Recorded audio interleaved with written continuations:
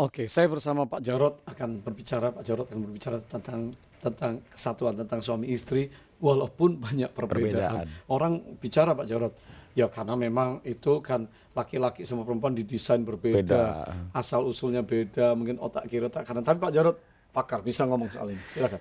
Iya, banyak orang merasa bahwa pasangannya bukan jodoh, ya, lalu nganggap aduh ini bukan jodoh, bukan jodoh karena perbedaan. Orang mau bercerai karena perbedaan, orang nggak cocok karena perbedaan. Justru saya mau mengatakan kalau berbeda itu namanya jodoh, karena Tuhan memang ciptakan berbeda. Asal kita berpikir yang positif tentang perbedaan, bahwa perbedaan itu saling melengkapi, gitu ya. Karena Misalnya, laki-laki perempuan diciptakan to complement each other, betul. saling melengkapi. Kalau untuk menjadi sama frustasi, misalnya yang satu rapi, pasangannya nggak rapi, lalu yang rapi pengen merubah yang rapi, yang tidak rapi menjadi rapi. Itu yang mau merubah blood drug darah tinggi, yang mau dirubah frustasi. Jadi harusnya saling melengkapi. Yang satunya murah hati, satunya pelit. Ya. Kalau dua-duanya murah hati, bangkrut gitu kan. Semuanya mau ditolong gitu kan. Jadi kalau kita berpikir mau menjadi sama, atau gampangnya begini deh, kalau Anda baru menikah 3 tahun dan pengen merubah pasangan Anda dan berkata kalau nanti dia berubah saya bahagia, coba cari yang sudah menikah 40 tahun, tanya sama dia apakah pasangannya sudah berubah, itu aja gitu ya. Dan akan menjumpai mereka belum berubah. Berarti ada Jadi tahapan-tahapan di mana seseorang bisa menerima yang lain. kuncinya adalah bahagia bukan kalau pasangan berubah, tapi kalau kita menerima dia. Jadi seandainya dia nggak berubah pun kita sudah bahagia.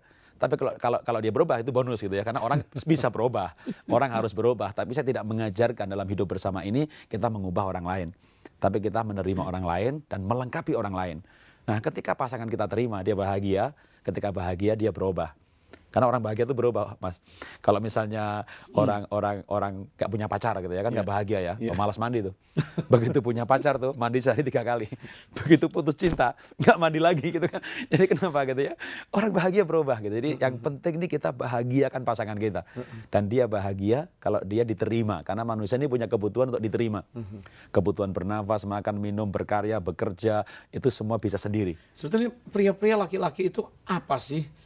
Di otak kirinya, di otak kanannya kan Ya laki-laki kan pakai pikirannya gitu ya, karena laki-laki itu otak kiri, dia pakai lebih pikirannya. Jadi matematis lah ya. kalau misalnya di Alkitab, punya Alkitab elektronik, enter by word, masukkan kata pikir, Daud pikir, Saul pikir, itu ratusan ayat laki-laki pikir. Itu 80% ayat itu laki-laki gitu. Jadi memang laki-laki itu pikir. Planning, pikir, rigid. Pikir, logika. Wah, mah anak kita sekolahkan ke Singapura. Saya udah pikirkan biayanya, aku udah pikirkan masa depannya. Mamanya mikir, tambah mumet malah. Perasaan saya. Jadi saya rasa dia di Jakarta aja lah, makanya saya rasa itu. Tapi saya pikir loh, mah. Tapi saya rasa loh, Pak. Tapi saya pikir-pikir. Tapi saya rasa-rasa. Jadi ini memang dua perbedaan yang menurut saya tidak harus disamakan tadi gitu ya. Menikah tidak untuk menjadi sama, tapi menikah untuk menjadi satu. Kalau menikah untuk menjadi sama, lalu pengen merubah pasangannya, yang ada saling tuntut menuntut. Tapi kalau untuk saling melengkapi, menurut saya jadi ketemu. Gitu. Jadi menikah itu saling melengkapi. Gitu. Nah, berarti perlu sebuah perubahan paradigma. Ya. Untuk mengerti bahwa masuk dalam pernikahan dua menjadi satu. Kira-kira ayat ini luar biasa ya Pak Jarod? Waduh, Tuhan luar biasa, karena Tuhan yang menciptakan laki-laki itu ya. Tuhan yang menciptakan perempuan. Tuhan tahu kebutuhan laki-laki. Misalnya dari Kejadian sampai Wahyu tidak ada ayatnya hei istri kasih suami. Ini kan aneh gitu ya. Segitu banyak ayat, tidak ada Ini ayat. di Alkitab ini nggak ada. Oke. Ya. Kenapa? Karena laki-laki kebutuhannya bukan dikasih. Tapi banyak sekali ayat. Tuhan berfirman kepada perempuan, hei istri, taat suami, tunduk suami, hormat suami. Itulah kebutuhan laki-laki. Dihormati, ya, dihargai. Tapi wanita lain. Tuhan berfirman kepada laki-laki, hei laki-laki, kasihi. Jadi memang kebutuhan manusia berbeda, laki perempuan kebutuhannya berbeda. Kebutuhan wanita untuk dilindungi, untuk disayang, didengarkan, dilibatkan. dilibatkan. Karena wanita ini otak kanan, perasaan, makhluk hubungan, dia pengen dilibatkan. Sedangkan laki-laki otak kiri, logika, dia makhluk mandiri. Bagi dia kedewasaan, keberhasilan, kematangan kalau dia bisa mengambil keputusan tanpa bertanya yang lain. Pengorbanan. Nah repotnya wanita pengen diajak ngomong, tapi bagi suami dia nggak mau ngajak ngomong, ya dia mau ngambil keputusan, beli mobil gitu kan, nggak usah tanya yang lain, mandiri. Istrinya marah, kok kamu nggak ngomong sama saya sih? Nah kalau kita nggak memahami nih, kita lalu berpikir, aduh dia nggak cinta saya, ini bukan soal cinta apa tidak, otaknya beda. jadi laki-laki dia pengen menunjukkan kemandiriannya gitu kan. Wah, dia ngajak temannya pulang ke rumah, makan di rumah. Istrinya marah, kok kamu nggak ngomong sama saya sih? Ngajak orang ngomong dong. Dan laki-laki simple aja, ya sudah pokoknya beli sesuatu sudah makan. Istri mau prepare, mau siapin semua, dia nggak mau rasanya egonya atau apa environmentnya rasa terganggu. Saudara, mungkin ada di antara kita yang mau menikah atau sudah menikah seperti kondisi-kondisi semacam ini.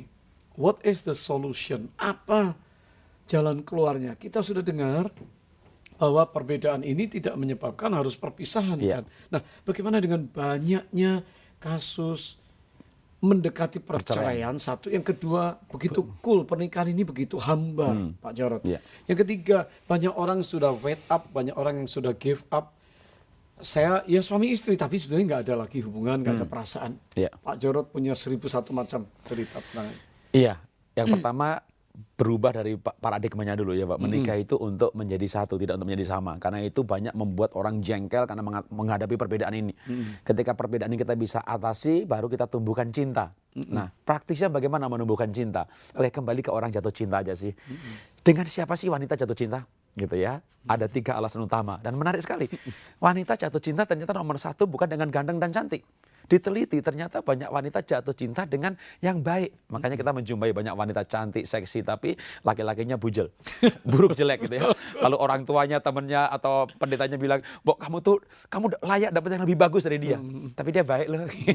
Jadi, atau saya bilang sama bapak-bapak dah ya, Bapak, kalau Bapak nikah misalnya 5-10 tahun ya, ibu itu mau Bapak nikahi. Karena dulu Bapak baik. Dulu. Makanya teruskan kebaikannya gitu ya. Yang kedua, karena wanita itu jatuh cinta sama laki-laki yang lucu. Jadi baru yang ketiga tuh ganteng cantik gitu ya. Jadi banyak wanita itu jatuh cinta sama laki-laki yang lucu gitu ya. Jadi laki-laki yang belum menikah, kembangkan sikap humormu dan dapatkan jodohmu. Ya. Kalau wanita belum menikah, tak kasih tahu. Kenapa banyak ibu-ibu menderita sekarang? Karena laki-laki yang dia nikahi, karena dia lucu. Sejak hari pernikahan sampai hari ini, itu laki-laki lebih banyak membuat dia menangis. Jadi bapak-bapak, ajak lagi istrinya ketawa gitu ya. Itu membangkitkan apa ya? Terutama kebaikan ya, karena itu ranking nomor 1 orang cinta itu karena dia baik ya. Mungkin ganteng bisa nomor 2, nomor 3, tapi dia baik. Jadi cinta itu perlu dibangun. Karena kan sudah menikah gitu kan. Kalau belum menikah cinta ditumbuhkan, tapi setelah menikah, nah dibangunnya lewat kebaikan gitu ya. Tanggung jawab ya. Tanggung jawab, baik, komitmen. Tapi paling utama adalah baik aja deh. Kita kehilangan kebaikan. Padahal kasih itu utamanya baik gitu ya. Korban itu kasih itu baik gitu. Sangat menarik sekali tentang perceraian, Pak Jarod. Iya, sebenarnya cerai itu bagi saya tuh jalan buntu gitu ya. Orang kalau misalnya bercerai, kenapa? Karena bercerai, karena berbeda. Nanti begitu nikah lagi jumpai perbedaan lagi. Jadi sebenarnya kenapa kita nggak pulihkan? Karena pemulihan pasti terjadi, pemulihan pasti bisa terjadi. Jadi asal tadi kalau buang kecewa, buang kepahitan, lalu mulai bangun kembali cinta gitu ya, dengan berbuat baik. Saya mungkin tekankan lagi supaya benar-benar mengaplikasikan berbuat baik ini gitu ya. Banyak orang, loh sampai kapan saya berbuat baik? Oke, tunggu dulu deh. Nikah itu apa sih gitu ya? Nikah usia 25, mati 75. Nikah usia 30, mati 80. Makin cepat nikah, makin cepat mati. Oke, artinya menikah itu 50 tahun hidup bersama gitu. Nah, banyak orang nggak tahan, kalau saya baik terus enakan dia gitu. Coba dibaikin terus sampai dia berubah. Gitu. Maka sisa 5, misalnya nih, kita berbuat baik itu sampai 3 tahun, 5 tahun baru berubah. Itu berarti karena investasi jangka panjang. Menikah itu hidup bersama jangka panjang. Jadi kalau misalnya sekarang udah nikah 3 tahun, 5 tahun, 10 tahun, teruskan berbuat baik. Gitu ya, sampai dia berubah.